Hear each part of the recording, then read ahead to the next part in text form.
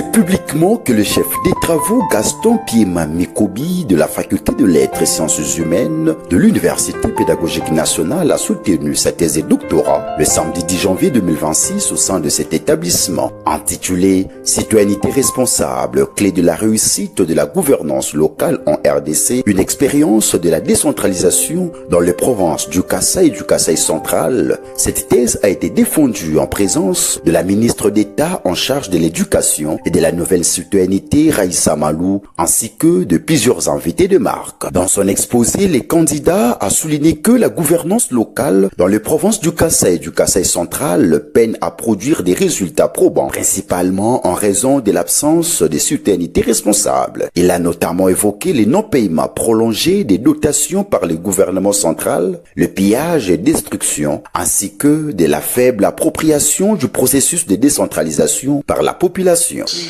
la citoyenneté responsable, clé de réussite de la gouvernance locale en RDC, réalisation dans les provinces du Kasaï et du Kasaï central.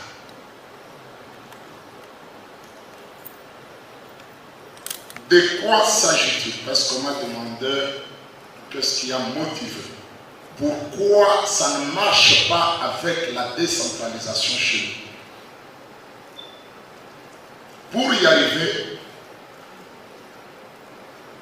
nous avons utilisé la méthode historique. Cette méthode nous a permis à réunir une documentation très riche, voire même abondante. Et cette même méthode m'a permis de retracer la genèse et l'évolution historique de nos deux provinces face à la décentralisation. En dehors de cette méthode, pour être un peu bref, nous avons utilisé aussi la méthode systémique. Et celle-là m'a permis de réunir les faits d'une manière globalisante. Et de là, nous avons clôturé avec la méthode d'enquête. De quoi s'agit-il? Nous sommes arrivés au résultat de dire que la citoyenneté responsable, c'est vraiment la clé de réussite de la décentralisation. Pourquoi la citoyenneté responsable? Parce qu'elle vise l'intérêt général de la population. Parce que la citoyenneté responsable engage la population. Elle fait participer cette population à la gestion de la chose publique. C'est une citoyenneté qui développe le patriotisme en lieu et place de l'intérêt égoïste, d'avoir des sentiments de cet intérêt égoïste que nous trouvons chez les Congolais. Et quel est l'objectif principal poursuivi par cette recherche? Notre problème aujourd'hui, c'est le formatage d'un type d'homme nouveau. Cet homme nouveau que nous appelons, dans le jargon, dans le cadre de cette étude, un saint laïque. C'est cet oiseau rare-là que nous cherchons. Cet homme pétri de valeur. Cet homme susceptible de développer le patriotisme. C'est cet homme-là que nous sommes en train de rechercher. Et là, j'ai abordé le problème de mes deux provinces. C'est des provinces sœurs, qui étaient d'ailleurs le miroir de provinces de l'espace Kasaï. Aujourd'hui, ce sont des provinces qu'il ne faut pas dire qu'il faut les reconstruire. Ce sont des provinces à construire. Nous sommes arrivés à quelques résultats que je vais éclater en 4 approches. La première approche, c'est l'approche philosophique et éthique. Là, en tant qu'historien. Je me suis référé à la Grèce antique. Selon les chercheurs, la persistance des antivaleurs dans la gestion de la chose publique compromet tout effort de développement durable à la base. Il estime que la réussite de la décentralisation passe par l'éducation civique, la co-responsabilité et l'intégration effective de la citoyenneté responsable de la gouvernance politique et administrative. Le développement d'une nation commence par une décision morale et civique, celle d'une citoyenneté responsable, a-t-il affirmé. C'est le réservoir du savoir. C'est là qu'on a trouvé de grands philosophes, Socrate, Platon, le père de l'histoire est un grec, Thucydide.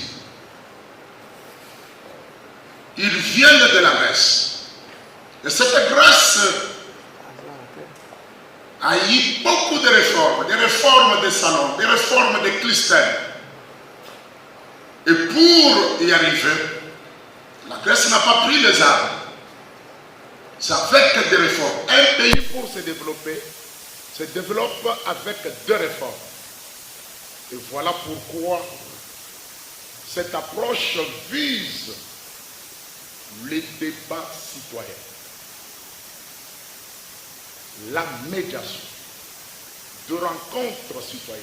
Qu'est-ce que je voudrais dire?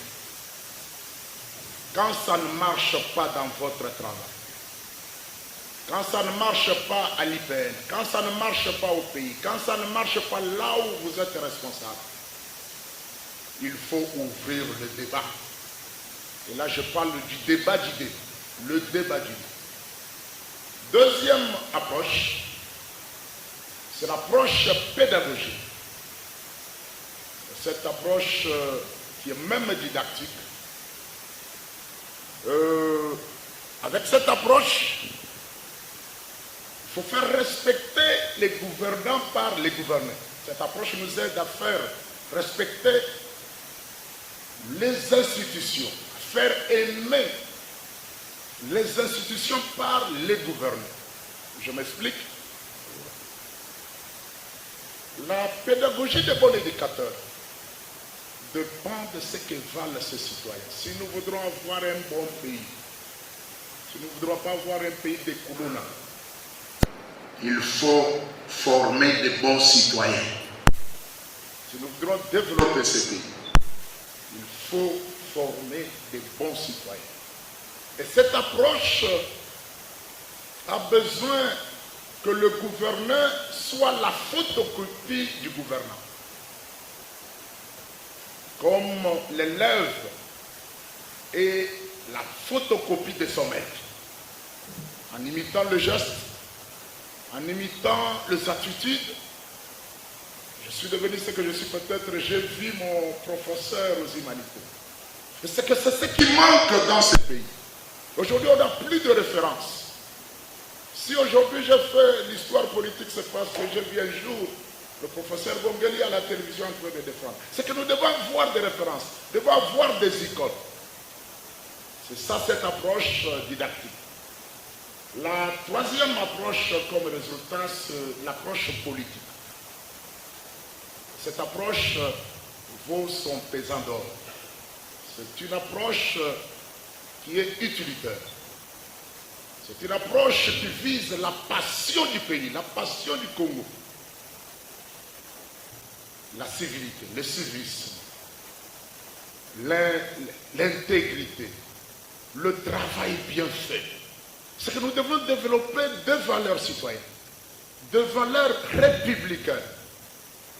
Et si nous voudrons éradiquer les antivaleurs, parce qu'aucun pays dans le monde entier ne peut se développer avec deux antivaleurs.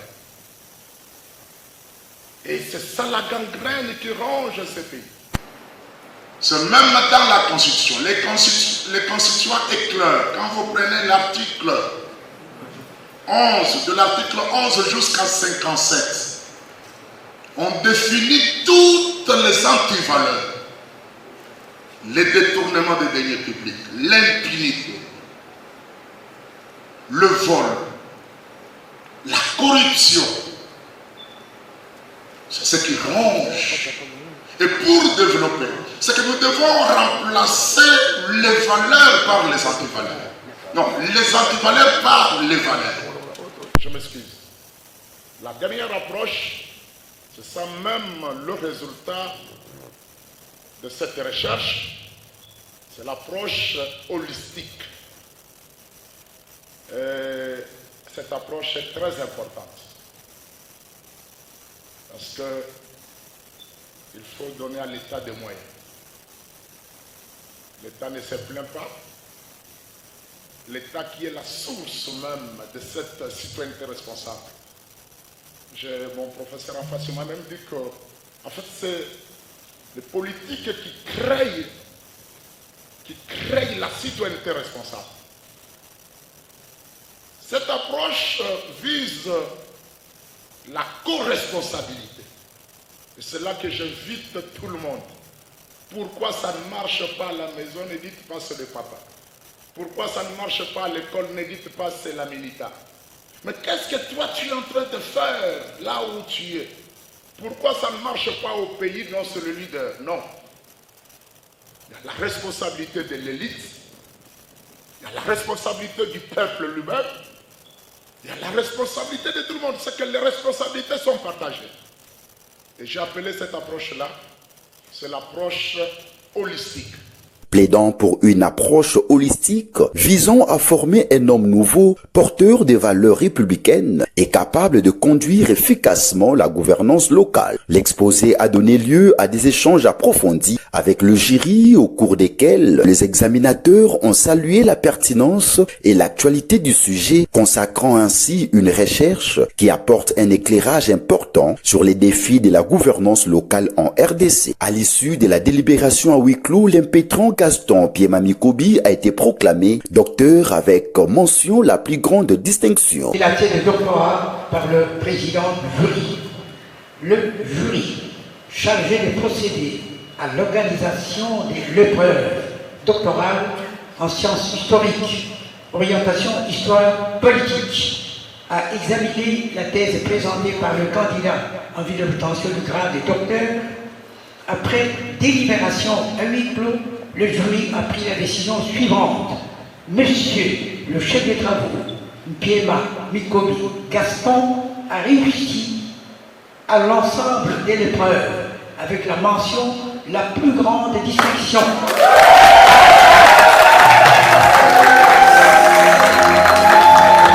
Son couronnement a été officiellement annoncé par le secrétaire général à la recherche de l'UPN, professeur Albert Fongui, qui lui a conféré le grade académique au nom de la rectrice empêchée. Au sortir de la salle, le nouveau docteur en sciences historiques s'est exprimé devant la presse en ces termes. Nous avions dit pourquoi l'inefficacité de la gouvernance locale. Pourquoi ça ne marche pas? Voilà le grand problème. Pourquoi cette décentralisation est en train de tâtonner? Pourquoi ça ne marche pas? Et c'est cette problématique-là qui nous a poussé, parce qu'on ne peut pas développer un pays là où il y a des antivaleurs. Voilà pourquoi il faut aller à cette citoyenneté responsable que j'ai proposée comme modèle du développement. C'est vraiment une approche holistique. Nous invitons tout le monde, ce n'est pas la responsabilité d'une personne. Parce que ça ne marche pas, il ne faut pas dire non, c'est l'État. Nous avons dit non, nous avons besoin d'un État fort. C'est la responsabilité de tout le monde. L'élite intellectuelle a une responsabilité, la population a une responsabilité. Nous tous, professeurs, nous avons vraiment notre responsabilité. C'est ça. Chacun, si tout le monde peut balayer la cour de la maison, tout le village deviendra propre. Si nous voudrons aller loin, si nous voudrons se développer, si nous voudrons vraiment aller à la bonne gouvernance, il faut une citoyenneté responsable. L'ambiance était au zénith.